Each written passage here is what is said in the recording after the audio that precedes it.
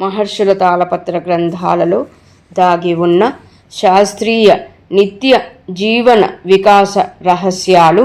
తాళపత్ర నిధి డే 168. యముడు మానవుడిని హెచ్చరిస్తాడా?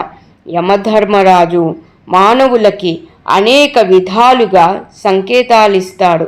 ముందుగా తల వెంట్రుకలను రాలేలా చేస్తాడు, అదే మృత్యుదేవత కదలిక.